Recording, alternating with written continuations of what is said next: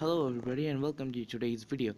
Today I will be explaining the almighty Death Note which can kill people. So without further ado, let's begin the video.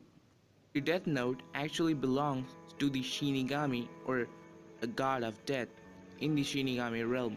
So only the Shinigamis can possess a Death Note unless it is dropped in the human world, which means that this Death Note actually belongs to the Shinigami realm.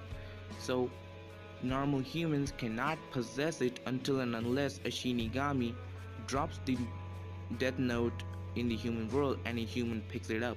Apart from that, a human can never possess the Death Note. So everyone kind of knows how the Death Note works, but there are some limitations to it, of course, like you cannot kill someone under the age of 720 days, approximately 2 years old.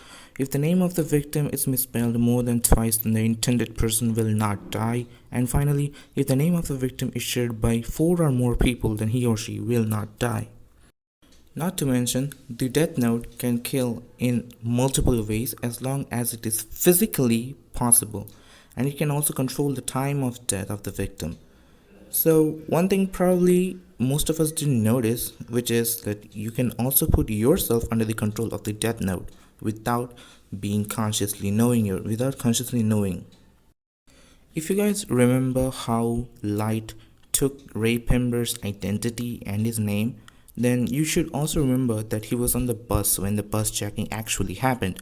He specifically mentioned that the victim will come at the back of the bus, will hallucinate, and then he will empty his gun by using his gun and by producing multiple gunshots, which happened all according to the specifications given in the Death Note without any exception.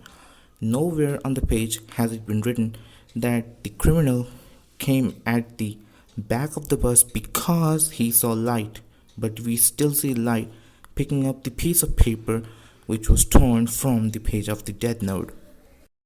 This can be a bit hard to understand, so here is another follow up example. Remember the death of Ray Pember? You can specify the cause of death and other details first, and then you can write down that person's name. And it still happens, and we all saw how Light manipulated Ray Pember, and this could have been his plan from the very start. Like, let's say Ray Pember meets an anonymous person in the crowd or on a street in a crowded place, and he then proves himself that he is Kira. That's also a possibility. And then he does whatever the anonymous person says without changing any of the details, and he can also add the details after and after over and over again, and Light does not have to do anything else but just to stand around and watch him. That sounds a pretty solid plan to me, at least. Like, you can keep your identity hidden, you do not know who the person is, and you are under the control of the Death Note. Well, that's how I see it, and of course, it's just a theory, but it is possible though. And that said, I think I don't need to explain the rules of the Death Note because, like, that is pretty much obvious to everybody, and I'm trying to focus on the major parts of the Death Note, like what if this can happen, what if that happened. So it's basically a theoretical, but it also can be that if if we like many people tend to think that Death Note rules are not always true, but yeah, it is always true. Just go and watch if you didn't notice that to happen. All right. Now moving on, how strong the Death Note is. Now this is basically the final part of the video. Like, I don't think I need to explain that heavily how things go according to the Death Notes, yeah, rules and everything. So I think I'll just dive into like how strong the Death Note is compared to other franchises, so that you people have a clear understanding of how vast the Death Note.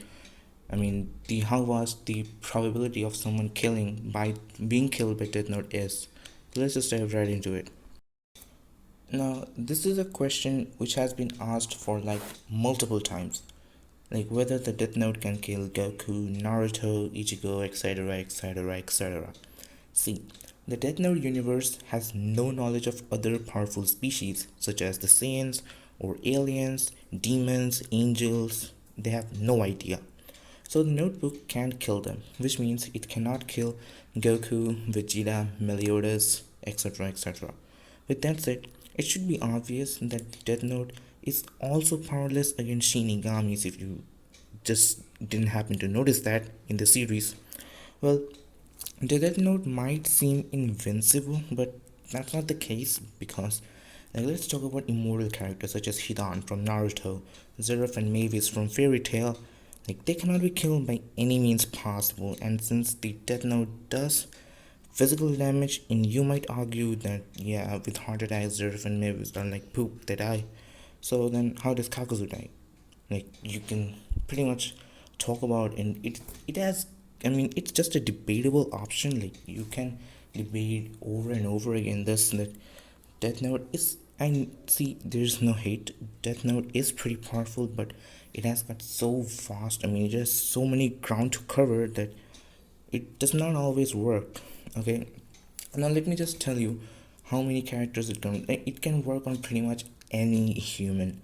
For example, Madara, Hashirama, Naruto, Ichigo from Bleach, Saitama from One Punch Man, etc. etc.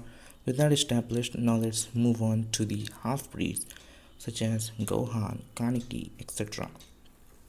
Now, don't get me wrong, they will also not die because the Shinigami specifically mentioned that only humans can die, and even if they're half humans, it won't affect them because all possible victims that I have mentioned earlier were completely human.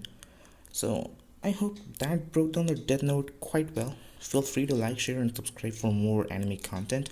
The Anime Guy out. Have a good day.